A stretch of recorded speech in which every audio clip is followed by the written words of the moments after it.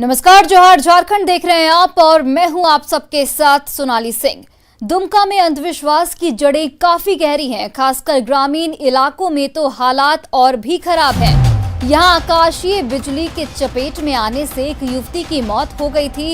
हद तो तब हो गई जब मृत युवती के शरीर पर गोबर लेपकर परिजन उसके जिंदा होने के इंतजार में बैठे रहे। गोपीकांदर थाना क्षेत्र दलदली गांव की ये पूरी घटना बताई जा रही है। यहां एलिजाबेथ हासंदा पर सोमवार को आकाशीय बिजली गिर गई थी, जिससे उसकी मौत हो गई। इसके बाद उसके परिजन उसे घर लेकर आए और अंधविश्वास में पड़कर जिंदा करने का जतन करने लगे। इसके लिए घर वालों ने मिट्टी और गोबर का लेप उसके शरीर पर लगाया और फिर चमत्कार से उसके जिंदा होने की उम्मीद में बैठे रहे। मामले की जानकारी जब पुलिस को लगी तब मौके पर पहुंचकर उसने लोगों को समझाने की कोशिश की, लेकिन लोग मानने को तैयार नहीं थे। आखिरकार कड़ी मशक्कत के बाद शव को पोस्टमार्टम के लिए भेजा जा सका। वही जो पहले वाला लोग बोल रहा था, गोबर लिखने से फिर बचे गई। अच्छा, गोबर लगाने से ठीक हो जाता है। तो गोबर उबर लगाए? हाँ लगाए, फिर ठीक नहीं हुआ। तो फिर पुलिस आई थी? हाँ। पुलिस क्या बोली? वो लोग क्या बोले, अभी ये मर गई है, पोस्टमार्टम के लिए ले गए। अच्छा, पोस्टमार्टम। तो यहाँ पोस्टमार्टम के लिए ले। हाँ। और दुमका से हमारे सहयोगी मितेश कुमार हमारे साथ फोन लाइन पर जुड़ गए हैं। मितेश, आज के दौर में भी अंधविश्वास को लेकर ऐसी खबरें सामने आती है, लोग अभी तक जागरूक क्यों नहीं हो पाए हैं? देखिए सोनाली, ये घटना जो है वो गोपीकांदर थाना क्षेत्र के दलदली गांव की है, जहां कई दिनों से लगातार बारिश हो रही थी, जिस पर एलिजाबेथ जो युवती है उस पर वज्रपात हुई और उस दौरान ही वहां पर वो मूर्छित होकर गिर पड़ी। इसके बाद गांव वालों ने उसे लेकर आया और घर पर ही ये अंधविश्वास जैसा जो खेल है, गोबर का लेप लगाकर उसके जीवित होने का वो इंतजार कर रहे थे। हालांकि ऐसा पर ग्रामीण क्षेत्रों में अक्सर इस तरह की घटना देखी जाती है और अंधविश्वास जो है वो लोगों पर हावी हुआ है। जी नितेश, क्या इस दौरान गांव में से किसी ने भी परिजनों को समझाने बुझाने की कोशिश नहीं की? देखिए, यहाँ पर गोपीकांदर थाना की पुलिस पहुंची हुई थी, वो लगातार परिजनों से बात भी कर रही थी कि इस तरह की जो चीजें हैं वो अंधविश्वास के तौर पर देखी जा रही है और तो लगातार पुलिस कह भी रही कि सब पोस्टमार्टम कराने के लिए भेजा जाए, लेकिन कई बहुत घंटे ये माने और इसके बाद फिर परिजन पोस्टमार्टम कराने के लिए तैयार हुए थे। उस समय परिजन पोस्टमार्टम के लिए भी तैयार नहीं हो रहे थे और गोबर का लेप लगाकर जो युवती थी वो उस पर वहां पर बैठे हुए थे सभी। चलिए, आपका बहुत बहुत धन्यवाद नितेश तमाम जानकारियों। तो देखिए, दुमका से एक खबर आ रही है, आकाशीय बिजली से युवती की मौत हो जाती है। उसके बाद परिजन अंधविश्वास के चक्कर में पड़कर उसके जिंदा होने का इंतजार करते रहते हैं। कड़ी मशक्कत के बाद पुलिस ने युवती के शव को पोस्टमार्टम के लिए ले गई। हॉस्पिटल में मरीज इलाज कराकर ठीक होने के लिए आते हैं, लेकिन गिरिडीह सदर अस्पताल में दो महिलाओं को तड़प कर मारने के लिए छोड़ दिया गया। दोनों महिलाएं ट्रॉमा सेंटर के वार्ड में हैं। एक महिला के माथे से ब्लड गिर रहा है। दोनों के शरीर पर कपड़े तक नहीं हैं। एक महिला बेड पर रहती है तो दूसरी महिला उसी बेड के नीचे 4 दिनों से पड़ी है। हॉस्पिटल में दर्जनों डॉक्टर और नर्स हैं, उसके बावजूद भी इलाज नहीं हो पा रहा है। लापरवाही ऐसी है कि 4 दिन से किसी डॉक्टर और नर्स ने दोनों की सुध तक नहीं ली। यही नहीं, दोनों को 4 दिनों से न तो कुछ खाने को दिया गया है और न ही पीने के लिए कमरे की सफाई तक नहीं की जाती है। मानसिक रूप से विक्षिप्त दोनों महिला किसी से कुछ बोल भी नहीं पा रही हैं। बताया जा रहा है कि रात के अंधेरे में दोनों महिलाओं के परिजनों ने हॉस्पिटल में छोड़कर उन्हें फरार हो गए, फिर वह लेने के लिए नहीं आए। है जो बूढ़ी जो औरत है उसको हम अलग शनिवार को हम देख रहे हैं, वो नीचे गिरी हुई है, उसका माथा से पूरा ब्लड निकल रहा है, ठीक है ना। उसको देखने के लिए कोई नहीं आ रहा। इसी तरह कल रात में भी एक पेशेंट भी आया यहाँ पे, तो उसके भी ला के बेड में फेंक दिया, ये मरे या जिए उसको मतलब नहीं यहाँ पे। देखिए, ऐसे में कई सवाल भी उठते हैं कि हॉस्पिटल इलाज के लिए है या लोगों को मारने के लिए। 4 दिनों से महिलाओं का इलाज क्यों नहीं किया गया? हॉस्पिटल के डॉक्टर नर्स किस काम के लिए वहां पर तैनात किए गए हैं? 4 दिनों से महिलाओं को न खाना दिया गया है, न पीने को पानी दिया गया है। तो आप समझ सकते हैं कि क्या स्थिति है अस्पताल की। क्या हॉस्पिटल सिर्फ हाजिरी बनाने आते हैं स्टाफ? ये एक बेहद अहम और बड़ा सवाल है। सिविल सर्जन की आंखें आखिर बंद क्यों हैं?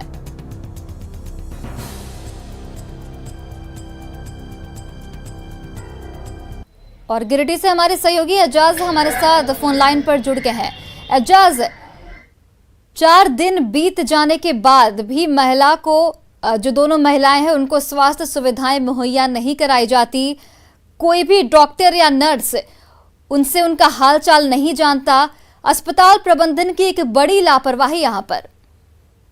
जी बिल्कुल, ये लापरवाही जो देखने को मिल रहा है, आप देख सकते हैं कि कितनी बेतरतीब तरीके से महिला को रखा गया है। जहाँ पे डॉक्टर तो आना दूर की बात है, यहाँ तक कि जो नर्सेज हैं वो भी नहीं आती है, सफाई कर्मी भी नहीं आते हैं। बेड वगैरह कितने गंदे पड़े हुए हैं, लगता है कि कई महीनों से ये गंदा पड़ा हुआ है। ये यहाँ का क्या हालत है अस्पताल का, ये एक बानगी है कि किस तरह से देख सकते हैं कि सदर अस्पताल, जो गिरिडीह की सदर अस्पताल है, उसकी ये हालत है। जहाँ पे लोगों की एक जिम्मेदारी होती है कि यहाँ पे कोई भी आदमी आए उसका इलाज होना चाहिए, लेकिन ये पब्लिक हॉस्पिटल होने के बावजूद भी इस तरह की स्थिति, इस तरह की दयनीय स्थिति देखने को मिल रहा है, जो बिल्कुल ही निंदनीय है। और इस पर जो कंसर्न अथॉरिटी हैं वो भी बोलने से साफ मना कर देते हैं। तो ऐसी परिस्थिति में आम जनता जो गरीब है, जिनके पास पैसे नहीं है कि बड़े बड़े अस्पतालों में, प्राइवेट अस्पतालों में जाके इलाज कराया जा सके, तो ऐसे में एक लोगों की उम्मीद होती है कि पब्लिक अस्पताल ही चले जाएं, सदर अस्पताल चले जाएं। लेकिन वहां की स्थिति ऐसी है कि वहां पे लोगों को इलाज भी ढंग से नहीं किया जाता है। इलाज तो दूर, वहां की अगर अस्पताल की अगर अगल बगल की सिविल बात, सर्जन को क्या इस मामले की जानकारी अभी तक नहीं दी गई है, या फिर वो सब कुछ जान के भी कुछ बोलने से बच रहे हैं? इसमें बिल्कुल, जब ये पूरी खबर, ये पूरा तमाम मीडिया चैनलों में ये खबर छपी है, तो ऑब्वियसली ये खबर सिविल सर्जन के पास गया ही होगा, इंफॉर्मेशन उनके पास पहुंची ही होगी। लेकिन अभी तक जो स्थिति बनी हुई, यही स्थिति है कि महिला यहाँ पे पड़ी हुई है, बावजूद इंफॉर्मेशन सिविल सर्जन के पास जाने के बावजूद भी ये स्थिति यहाँ पे बनी हुई है। चलिए एजाज, बहुत बहुत धन्यवाद तमाम जानकारियों के लिए।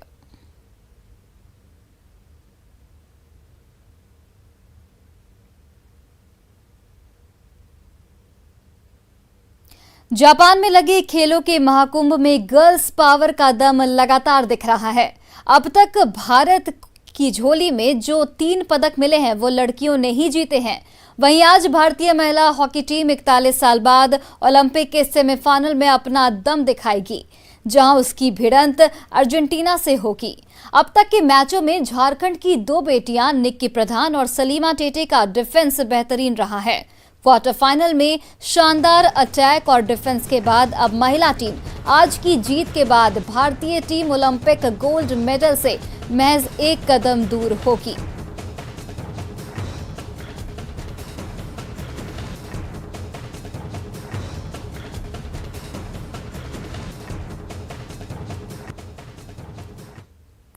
टोक्यो ओलंपिक में भारतीय महिला हॉकी टीम अर्जेंटीना के साथ आज अपना सेमीफाइनल मैच खेलने जा रही है। मैच को लेकर रांची में खिलाड़ी निक्की प्रधान के गांव हेसल में उत्साह का माहौल देखा जा रहा है। निक्की के माता पिता सुबह से ही पूजा अर्चना में लगे हैं। वहीं खूंटी में निक्की के घर से ज्यादा जानकारी दे रहे हैं हमारे सहयोगी संजय कुमार सिन्हा। हम इस समय मौजूद हैं खूंटी के हेसल गांव में निक्की प्रधान के घर में, जहां आप देख सकते हैं कि भले ही मैच टोक्यो में होगा आज, लेकिन उत्साह, उम्मीद और बेचैनी भी कह सकते हैं वो निक्की के घर में है। निक्की के माता पिता जो हैं इस समय पूजा अर्चना में जुटे हैं। हम सीधे उनसे बात करने की कोशिश करेंगे कि चूंकि आज का मैच जो है एक ऐतिहासिक मैच होगा, इतिहास लिखा जाएगा। आपने अपनी बेटी को क्या आशीर्वाद दिया है? मोर बेटी के मैं आशीर्वाद देबू कि वहाँ तक पहुँचे तो बढ़िया से खेल के आ कोई भी मेडल हासिल करके। निक्की को तो सोना पसंद है, गोल्ड पसंद है। हाँ। पसंद तो है, वकील सकेगा तो सकना जरूर सकेगा। हाँ, ये विश्वास है, आपकी आराधना है। आपने बचपन से जो उसको सीख दी है वो सीख उसको जीत की प्रेरणा देगी क्या? बचपन से तो के साथ दिए कि इतना दूर आगे बढ़ा ही तो हो सके। बिल्कुल, निक्की की मां ने कहा संघर्ष की बदौलत निक्की को उन्होंने पाला है और निक्की के पिता हैं। आज बेटी जो है एक ऐतिहासिक मैच खेलने जा रही है, टीम की मजबूत डिफेंडर है, क्या कहेंगे आप? खुश महसूस कर रहे हैं कि मेरी बेटी गोल्ड मेडल लेके आएगी, इतना मेरा पूरा उम्मीद है। तो निक्की ने साबित कर दिया कि बेटों से बढ़कर है। जी हाँ, ये तो पूरा साबित कर हो गया है कि अब बेटी ही सबसे बड़ा है, सबसे ऊंचा। जी है, ये बेटियों का गांव है और बेटियां इतिहास लिखती हैं। 26 से करीब बेटियां हैं जो राज्य और देश के लिए खेल चुकी हैं। एक तस्वीर आपको दिखाना चाहते हैं। ये तस्वीर अगर आप देख सकते हैं तो ये तस्वीर बेटियों की उड़ान की तस्वीर है और समझ सकते हैं कि प्रधानमंत्री के साथ निक्की की तस्वीर है और निक्की का जो हौसला है, विश्वास है, वो आप समझिए कि इस समय बुलंद है। मुरहू प्रखंड के वीडियो हैं, हम उनसे बात करेंगे। ये पूरा गाँव सर एक जो फुटबॉल की मैदान मांग रहा है, आज तक उनकी मांग पूरी नहीं हुई। नहीं, ये चैनल के माध्यम से हम सब देखे, बार बार डिमांड किया जा रहा है।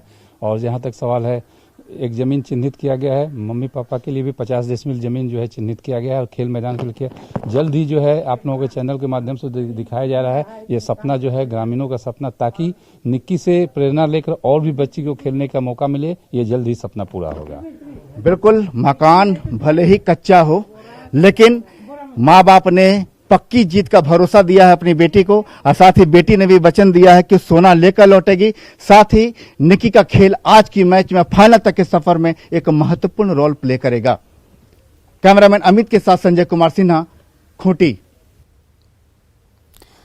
और देखिए, एक तरफ टोक्यो ओलंपिक में हॉकी को लेकर देश भर में उत्साह का माहौल है, वहीं दूसरी तरफ दुनिया से अनजान निक्की की मां खेतों में धान की रोपनी करने में जुटी है। निक्की की मां और दोस्तों ने बताया कि धान की रोपनी के बाद सभी हॉकी का मैच देखने घर जाएंगे और निक्की के गांव में धान की रोपनी का जायजा लिया हमारे सहयोगी संजय कुमार सिन्हा ने। राष्ट्रीय खेल हॉकी को लेकर टोक्यो ओलंपिक में भारतीय महिला हॉकी टीम इतिहास रच रही है, लेकिन उस इतिहास की स्क्रिप्ट कहां लिखी जा रही है, आज उसकी एक तस्वीर हम आपको दिखा रहे हैं। हम इस समय खूंटी के मुरहू प्रखंड के हेसल गांव में हैं, जो कि निक्की प्रधान का गांव है और यहां पर आप देख सकते हैं कि निक्की की मां है, उनकी दोस्त है, सहेलियां हैं, निक्की की मौसी हैं, तमाम परिवार के लोग, गाँव के लोग जो है धान की बुआई में जुटे हैं। और समझ लीजिए कि बेटियों का जो संघर्ष होता है इन्हीं खेत खलिहानों से निकलकर हॉकी के मैदान तक पहुंचता है। हम निक्की की मां से बात करेंगे। चाची, आप यहाँ जो है धान की बुआई कर रही हैं, बेटी टोक्यो में सफलता लहरा रही है। देहात में तो आजकल खेत का सीजन है, तो नहीं खेती करब हो तो कौन कोई देश खेत के भी देखे है, बेटी का भी देखना है और बेटी के तो वही आशीर्वाद दे ही कि बढ़िया से खेलो और जीत हासिल करके वापस घर आ। खेत में काम करने के बाद क्या टीवी पर जाकर मैच देखेंगे बेटी का? हाँ, काम करके जाके तो मैच तो देख के नहीं देखा बोल तो कैसे है ना गाँव में। हाँ, अच्छा, जितनी देर आप मैच देखती हैं क्या उतनी देर तक बेटी को आशीर्वाद भी हाथ से देते रहती हैं? हाँ, देखने से तो आशीर्वाद तो देते रहते हैं। निक्की की एक दोस्त है यहाँ पर, खुद हॉकी खिलाड़ी हैं। आज आप लोग यहाँ पर धान की बुआई कर रहे हैं, एक माहौल है कि आज मैच भी है, क्या कहेंगे आप? हम उसको बोलेंगे कि वो अच्छा से खेले, खुशहाली मनाएंगे अगर जीत के आएगी तो। निक्की कभी फोन पर बात करती है आप लोगों से? नहीं, फोन पर तो नहीं बात हुई है, लेकिन हमारे घर के बगल की ही निक्की है, इसलिए घर आती है तो मिलते हैं। आप एक लंबे समय से आप भी मांग कर रही हैं कि लगातार मैदान में होना चाहिए गांव में, प्रशासन ने आप मांग मान ली है आपकी, क्या कहेंगे आप? बच्चियों को और बच्चों को बहुत अच्छा सुविधा मिलेगा और अगर मैदान मिल जाती है तो वो वहीं से प्रैक्टिस करके आगे उन लोग भी निक्की प्रधान की तरह आगे बढ़ेंगे। बिल्कुल, जरा हम कहेंगे कि हमारे कैमरामैन पैर दिखाएं कि देखिए हॉकी में कदमों का तेज होना काफी जरूरी होता है और जब कदम इस तरह खेत खलिहान में बिल्कुल मिट्टी से सने होकर एक्स्ट्रा टफ मैदान तक पहुंचते हैं तो उनकी रफ्तार, उनकी फुर्ती का अंदाजा आप लगा सकते हैं। समझिए कि आज उम्मीद है कि भारतीय महिला हॉकी टीम अर्जेंटीना को हराकर फाइनल में प्रवेश करेगी और इतिहास की जो स्क्रिप्ट है खूंटी के मुरहू गांव जो है ये इलाका है उसको सार्थक करेगी। कैमरामैन अमित के साथ संजय कुमार सिन्हा, न्यूज़ 18 खूंटी। और अब सीधे चलते हैं निक्की प्रधान के गांव हेसल, जहां से हमारे साथ जुड़ रहे हैं संवाददाता संजय कुमार सिन्हा। संजय, देखिए अब बहुत ही कम वक्त बच गया है मैच शुरू होने में। अभी किस तरीके का माहौल देखने को मिल रहा है? निक्की के घर में कितने लोग पहुंच चुके हैं मैच का लुत्फ उठाने के लिए? बिल्कुल, मैच को लेकर खूंटी के हेसल गांव में जो निक्की का घर है, काफी उत्साह का माहौल है। और आप मेरे कंधे पर हॉकी की स्टिक देख रहे होंगे। ये 3 फीट की हॉकी की स्टिक है जो पूरे देश को एक सूत्र में बांधने की क्षमता रखती है। और कुछ बच्चे हैं जिससे निक्की ने वादा कर रखा है। क्या वादा किया है दीदी ने? स्टिक क्या वादा किया दीदी ने? स्टिक खरीदेंगे। हाँ, जापान से लौटेंगे तो हॉकी का स्टिक खरीदेंगे। हाँ। और अर्जेंटीना को आज हराएंगे निक्की? निक्की दी आज अर्जेंटीना को हराएंगे। तुमसे दीदी ने क्या वादा किया है? जापान से आएंगे और हॉकी स्टिक लाएंगे। और देखिए, गांव के बच्चे हैं जिनसे निक्की ने वादा कर रखा है कि जब जापान ओलंपिक से आएंगी तो आप समझिए कि सभी को एक एक हॉकी की स्टिक देने का वादा किया है। बच्चे भी आशान्वित हैं और अर्जेंटीना को हराने के लिए बच्चे जो प्रार्थना भी कर रहे हैं। निक्की के पिता हमारे साथ हैं कि आज जो है आपको बेटियों पर गर्व होगा। हाँ, गर्व तो है। हाँ, पूरा गर्व है कि वो सेमीफाइनल जीत के आएगी। सेमीफाइनल जीत के आएगी? हाँ, जीत के फाइनल में भी जीत जाएगी। अच्छा, आप कहते थे कि बेटी जो है गोली डंडा पकड़ते पकड़ते कब हॉकी का स्टिक पकड़ लिया। जरा पकड़िए इसको। अब बताइए, गर्व महसूस होता है कि नहीं? अब पूरा बहुत गर्व महसूस कर रहे हैं। हाँ। और गांव के लिए ना, पूरा देश के लिए गर्व की बात है। देखिए, निक्की के पिता कर रहे हैं कि गांव नहीं पूरे देश के लिए गर्व की बात है कि निक्की आज जिस तरीके से ऑस्ट्रेलिया की जीत में महत्वपूर्ण भूमिका अदा की थी, अर्जेंटीना को भी उसी चाल और फुर्ती से हराएंगी निक्की।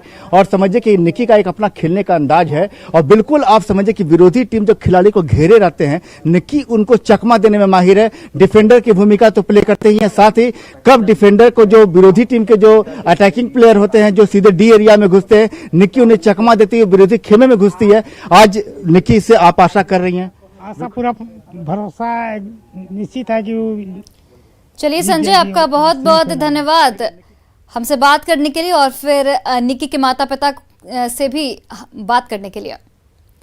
तो चलिए बढ़ते हैं आगे।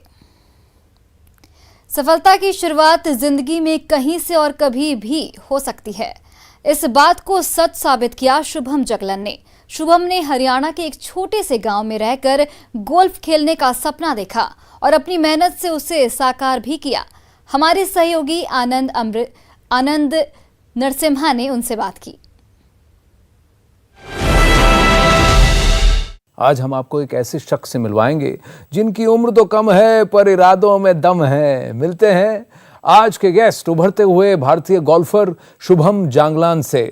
नमस्ते सर। आपके नाम भी एक वर्ल्ड रिकॉर्ड है ना, 9 अंडर का कुछ? बहुत ही अच्छा खेला था उस दिन, quite a lucky day, but world record का तो बाद में पता चला था, बट क्वाइट एक्साइटिंग। शुभम जांगलान अपने आप को कहाँ देखता है आज से 10 साल बाद? इंडिया को रिप्रेजेंट करूँ मैं, पीजीए टूर पे खेलूँ, at the end to get a medal for India at the Olympics.